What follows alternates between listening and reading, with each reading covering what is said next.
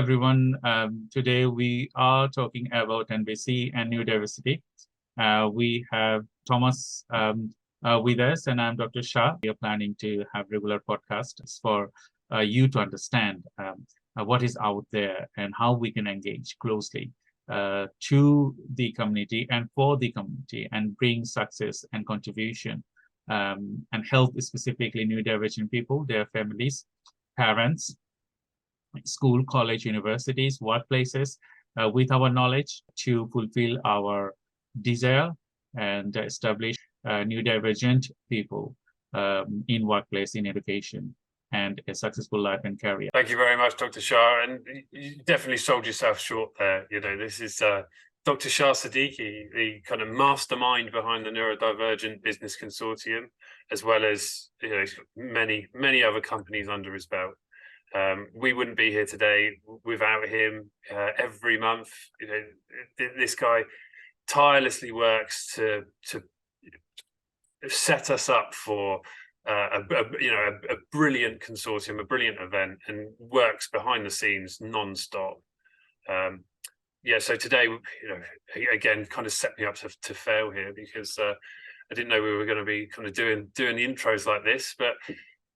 Yeah, so today we're going to be talking about the 7 business consortiums that we've been through. Have a bit of a recap and have a bit of a chat about where we see this going in the future. Yeah, it's been a lot. 7 sessions, seven programs. That's been an awful lot and a massive journey as well, isn't it? Really. Mm-hmm. You started out with Penny Mordaunt. Mm-hmm. That was a good program. Loads of guests. Everyone was interested in what the NPC really was about and what we could offer. And then my journey kind of started from there. And that was the first one. And I was the guy in the back that was too socially awkward to pick a front seat. Sat there with a cup of water with my leg bobbing up and down, just waiting to put my hand up and ask a question. Yeah, you emailed me on the day before that, okay, you wanted to come. Oh yeah, last minute. Yeah. And then I said, yeah, you can. Definitely, we need support, we need contribution. So in that way. I think I said I'll try my best to keep my mouth shut and just sit and listen. And then I think we know that was never going to happen. But the first program is just like to let people know that we're doing something. For people. I think what became really clear as well is that it didn't matter. I had a question, and we were waiting until the questions answered, and everyone had their own kind of. Well, it was there was so much neurodiversity in the room because everyone there was, even neurodivergent or had their own sort of quirks. And it was nice that, one person would put their hand up and you could tell they were full of energy, and you just had to kind of pick their question from the massive range of kind of oversharing, the story, the sort of the allegory that was there of what they were actually trying to describe. Some others were, we had people there that didn't want you to make eye contact with them, didn't you? They were asking you to literally look down at the floor while they were asking them questions, and we were all just accepting of that. And I was, like I said, I was there at the back, just bubbling, waiting for my turn. Put my questions out there. And then it just kicked off from there, and you asked me to come back, and it's been brilliant. We've had seven sessions now. Time passes very quick, isn't it? Too quick, too quick. Yeah. Then we did another program on education, isn't it? Education, reasonable adjustments. Yes. Yeah. And mental health, another one. We have people from council. Yeah. People from communities, engagement from the local political parties, Lord Mayor. Yeah. So. Yeah, that was a brilliant one, and that was great for me to sit back. Again, I was as a guest for quite a few sessions, and it was brilliant for me to just sit back and see the different people that were coming in and really, you know, not well, sticking up for us, but also showing their pride, you know, showing how proud they were of the neurodivergent community. And, you know, there was such a diverse panel, you know, everyone had their own experience and their own parts to offer. And like you said, you know, we've had so many people there, everyone from local politicians to doctors, to the mayor, and you know, and Tom, you know, Mayor Coles was absolutely fantastic. And it just showed you that no matter what you're going through now, or what you've been through in life, or your past kind of experiences, your past masking, everything that you have to go through just to kind of gel into society, none of that matters when you're with your people, when you're with your tribe, when you have your community there, that we're all egging each other on, we're all so proud of everyone's achievements. And you know, the mask comes off, and you see the real side of people, that they're just so happy, you know, to share. And that's the main thing that really came across, is that we want to be heard, you know, we want to speak, and the NBC gives us that ability to do so, and we get the chance to be heard. And it's Yes, I think there's the main motive of our program, that okay, you are like shadowing most of the time of your life to a different person, but when you talk about your own neurodiversity with NBC, you just leave your shadow, you just be you and be yourself and talk about you, because you know, I'm neither a guest and neither a presenter.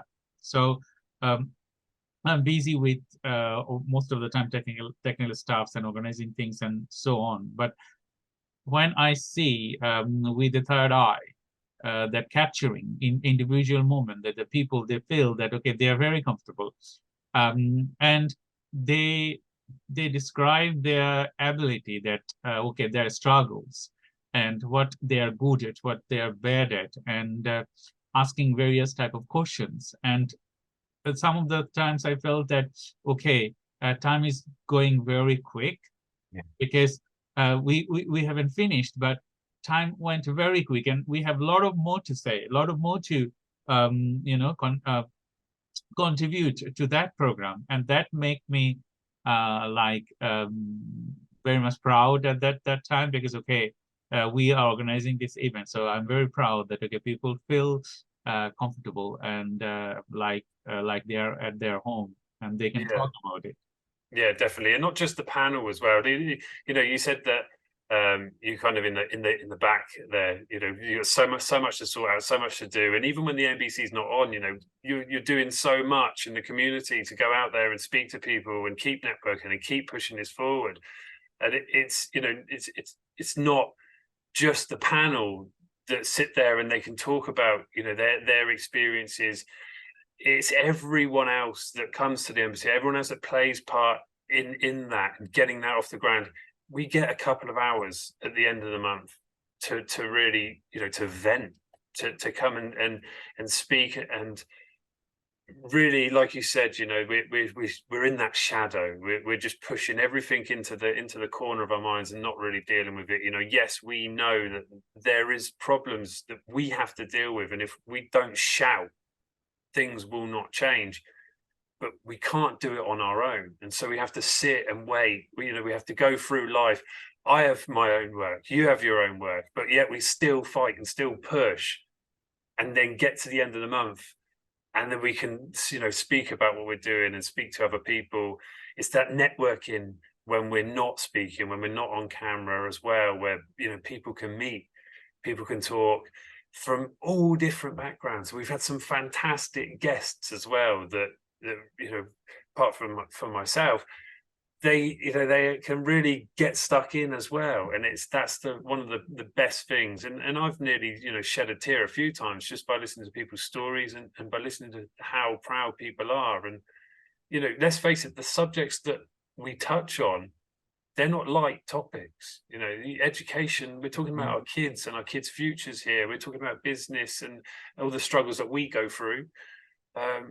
And, you know, mental health, it's one we've done before, but it's one we're going to do again, because it's that topic that we can't push home enough. We have to keep talking about it, because it's not just something that you can talk about once and that's it. It's something that you have to keep working on. We have to keep speaking about this, keep spreading awareness, because people are dying. You know, and people feel like they're lost. They feel like they have like no hope. And that's what I want to do with the NBC. I want to show them through this networking and through speaking about our own troubles and our own struggles and our own strengths and our superpowers, that they're not alone. They're not weird. You know, they're part of us. They are, you know, we are their tribe, we are their community, and we will give them a future. You know, we're speaking for the people who can't be spoke, you know, who can't speak or can't be heard. And that's why I've just so much pride in what we're doing. You know? Yeah, that's the true thing. So yesterday I was talking to one parent, and she was telling me about her son, and some of the things that I mentioned her, she even didn't realize that this is some sort of good power. Yeah. It can be. And she said, okay, I didn't knew that your brain works like that way. I told her that, okay, I have to have like 3 different things at the same time to concentrate. So if you move away one of the things, then I cannot concentrate. And she said, yes, my son, he's always say, okay, mom, can you turn the TV on unless I can concentrate? I thought that, okay, it's not true. He's just making it up. But I said, no, it's true, because I know that when I'm doing something, I have to have the TV on, or I have to have something on. That on my background, I know that something is happening. And if something important comes up, I can switch like a blink. And she said, yes, he does the same thing. He can switch in a blink. And I realized that how come he managed to do that? Because it's not possible for a normal human being to do this kind of activities or behavior. I said, yes, it's possible for us. Yeah, 100%. And that's something that really came through in the last NBC when we discussed parenting. And so everyone, you know, we heard some incredible people. Olufalake, you know, absolutely fantastic guest. Nikki Coles, you know, she came back on again as a guest, and the audience as well. We had some brilliant speakers there. They said the same things, you know, they're the same things in their own experiences, in their own words. It's about communication, you know, that whole thing about speaking to people, speaking to your children, listening to them. And you know, and you'll find out that what they need is really small things, you know, and they're not reasonable adjustments. No.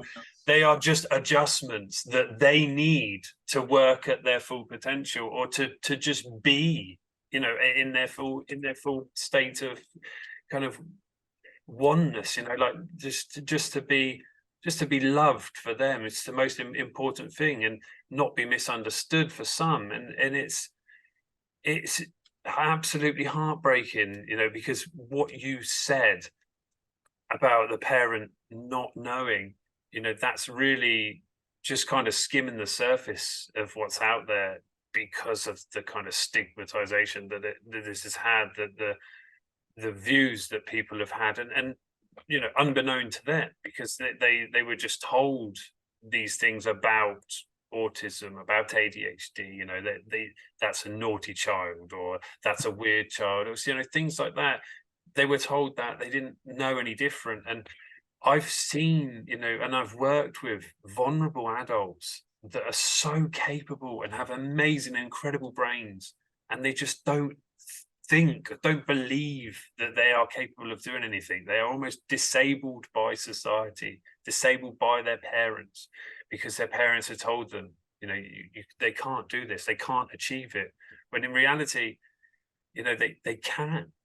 there's just other ways. They diverge from the neuronormative pathways. So there are other ways that they can do to get around these difficulties that they might face.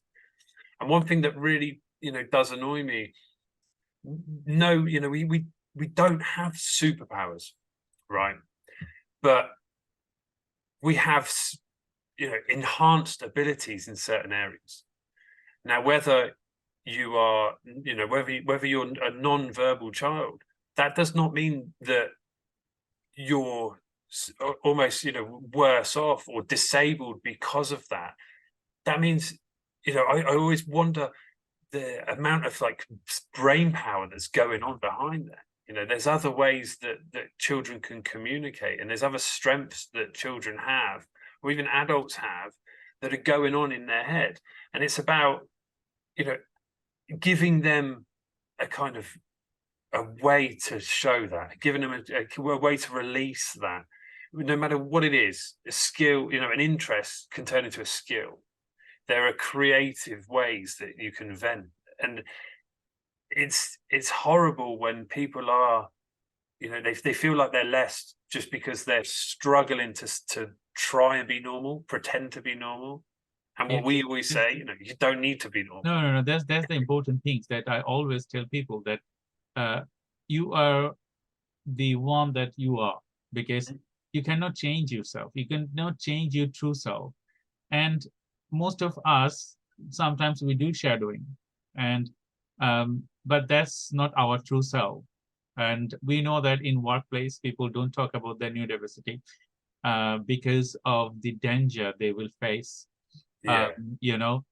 In school, they don't talk about neurodiversity because they think, okay, whenever they talk about neurodiversity, okay, what is their characteristics? Maybe autistic, or dyslexic, or maybe some other neurodiverse tendency. But in that way, the society is in a way like they wanted to keep us in a cocoon, that okay, you are some species, maybe some from ancient world, you are living with us and you are not acceptable.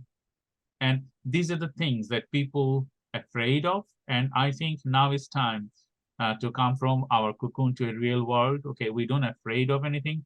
And if we can help people, actually, like whatever you need, that okay, you need specific elements for you to grow. If we can aid them out by with our power or with our help, I think they will grow. They will have much more to offer to the country and to the society and with themselves. If you think one thing, like okay, I myself established as an academic, I myself established as a businessman. So I will try my best to aid my son establish himself. So if you think, if we can help many other families, that okay, they can help their future generation to be self-sufficient, to be valued, it will change many lives.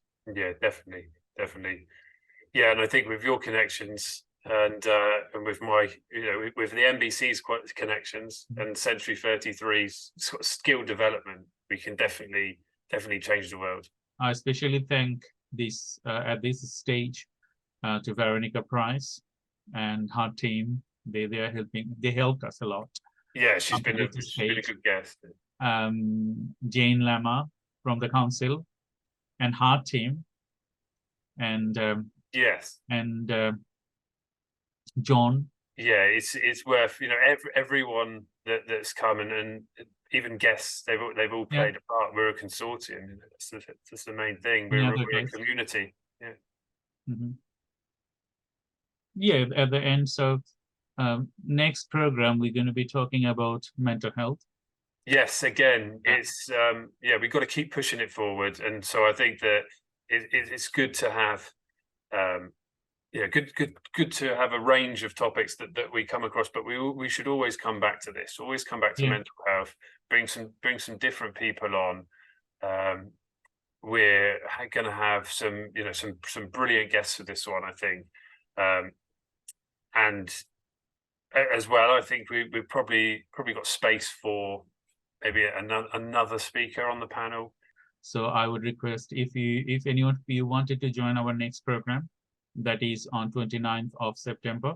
And our program starts from 9 in the morning to 12:30 and live from University of Portsmouth. So any of you want to join us, please leave us a comment or DM us. Thomas and me, we are both on LinkedIn, and you have our NBC website, nbconsortium.com.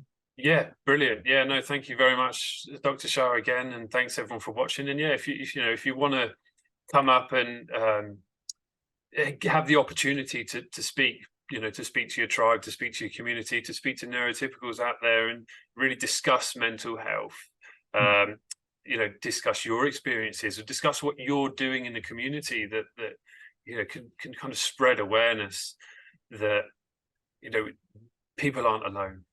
People don't need to feel lost. People, they don't need to go to the extreme lengths that they have to get the help they need. We're there.